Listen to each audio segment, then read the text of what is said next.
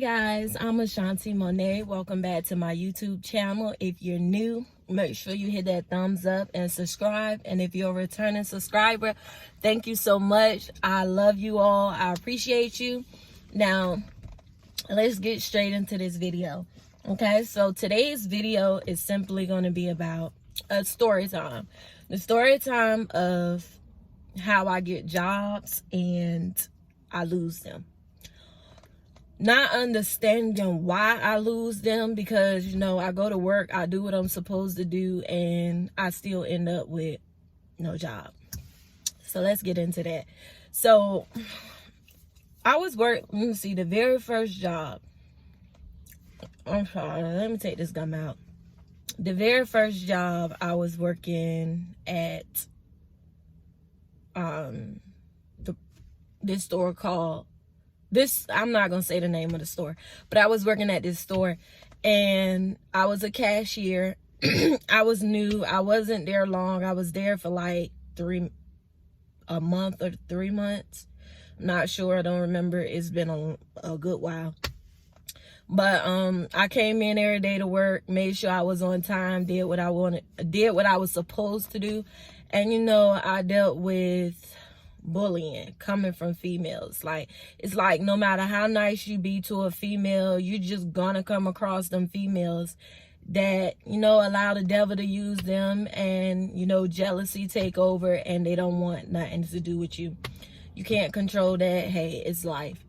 So this Caucasian woman, when I first started, she was cool. She used to, every time I would come in, she would speak. I would speak to her.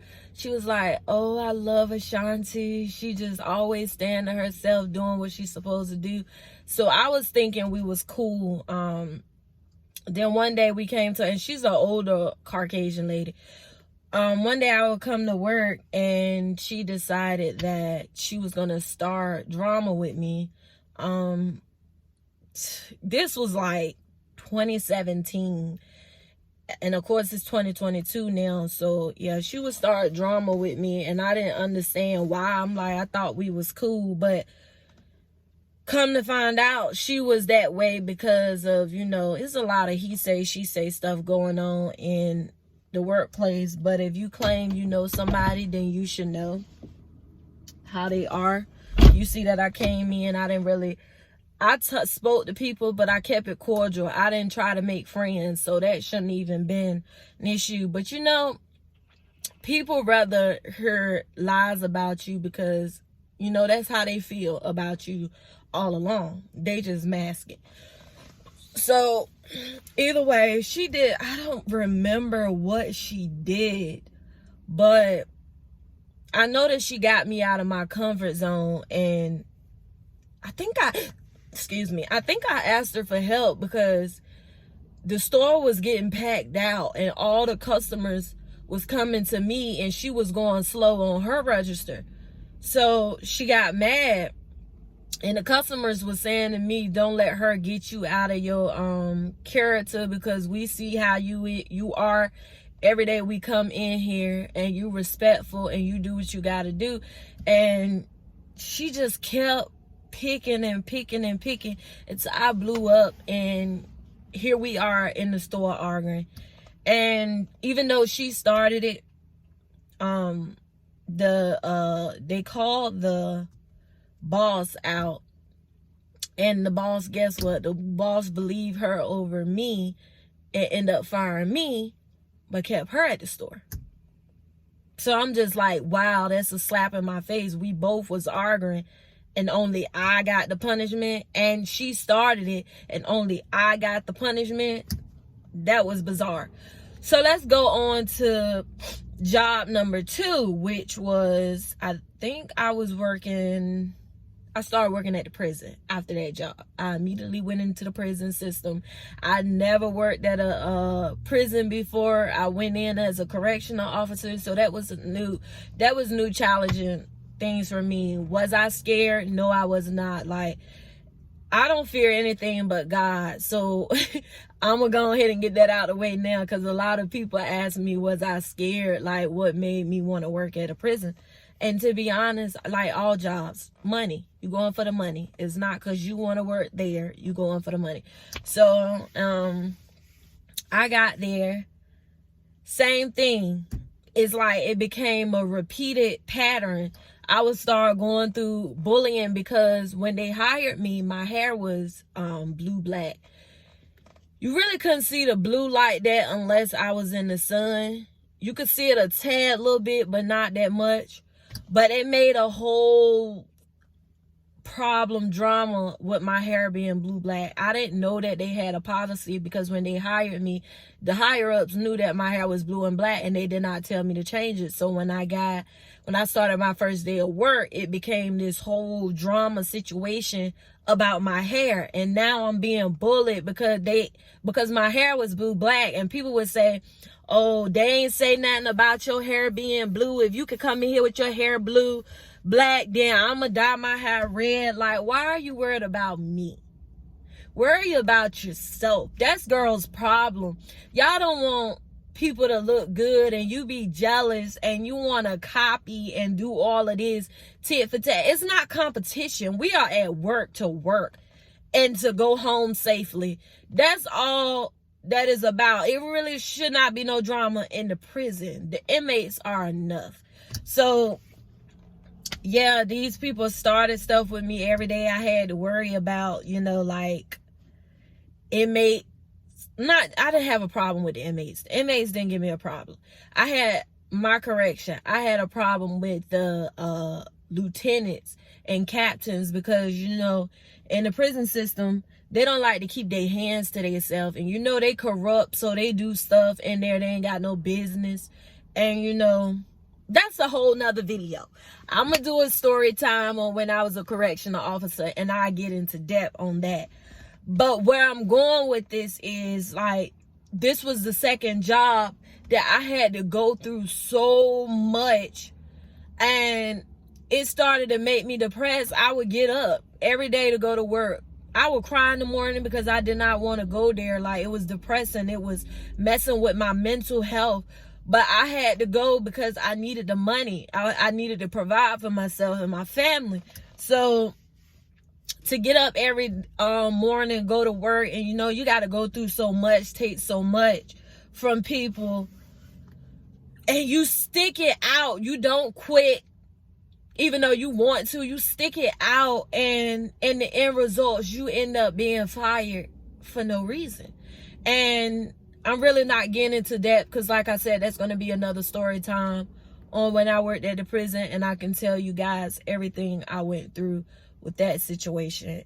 That situation, crazy. Okay, so my next job after that, I really don't remember, but y'all get where I'm going. Every job I come across, I'll be like, okay, God, every job I get, I go in, I do what I'm supposed to do. I don't start drama. I don't pit with people. I mind my business. I stay to myself. And people come and try to bully me, and I be the one. And when I finally stand up for myself and defend myself, I be the one that get fired. And when it first started happening to me, I would cry. I would be in depressed mode because I'm like, these people know I come to work every day. I do what I'm supposed to do. I work hard. Y'all know I need this job to provide for myself. And then you could just mess with my livelihood and take my job just like that for no reason. And I just did not understand it. I'm just like, God, why do I gotta keep going through humiliation like this when I go to these jobs and they're firing me? And I just don't understand. My mom and I just trying to figure out what is it. Why are you keep getting these jobs and they letting you go? And I just had to come to realization that it was not my fault. I mean, it was beyond my control. When God don't want you somewhere, he allow it to be taken. I had to realize that that's not my purpose in life. God, it took multiple jobs for me to get it, that God say, okay, here, look, you're not supposed to be here. This is not what I want you to be doing for your life. It's something way greater that I want you to do, and it's not this. So every time my daughter, you go and you try to go out here and get these jobs because you know you need money, instead of leaning and depending on me, I'm gonna keep taking it. I'm gonna keep taking it from you. And it's not to embarrass you or make you go through, humiliate you, and nothing. It's to show you love so that you can grow and that you can move towards what I want you to be doing in life. Because, you know, God, he had big plans for us. And when he got a plan set for your life, and you doing something totally different that's not getting you closer to that plan that he has for your life, you know, like I said, he allowed things to be taken. And it took me job after job after job to lose these jobs for me to get it, for me to realize. I was just like, Lord, I don't understand why I'm constantly going through this. But, you know, if you ever heard there's purpose in your pain, and you know, we all gotta go through things, but it's only to build us up and make us stronger. You know, a lot of stuff that I go through isn't built for the weak. If you weak, you can't handle it. You can't push through. But if you know, you strong, you can do it. You can get through anything through Christ's strength that strengthens you. So, you know, guys, that's all I really have for today in this talk. It's not going to be a real long video, but I go to say this,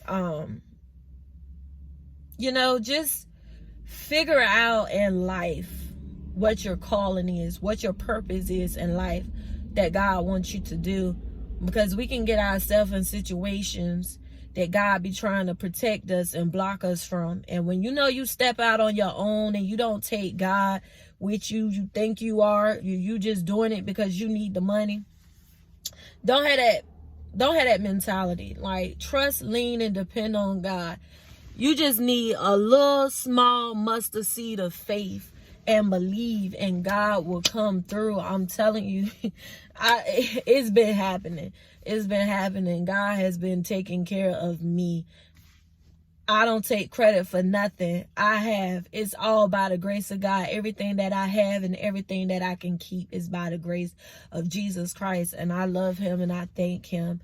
And so, yeah, guys, lean and depend on him because he's worth it.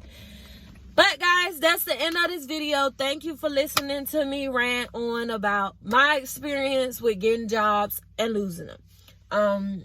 You guys have a blessed day, and we're getting closer to New Year's, and I pray that your New Year's be full of joy. You have a great Christmas. All of that. I will be seeing you guys in my next video. You guys stay blessed.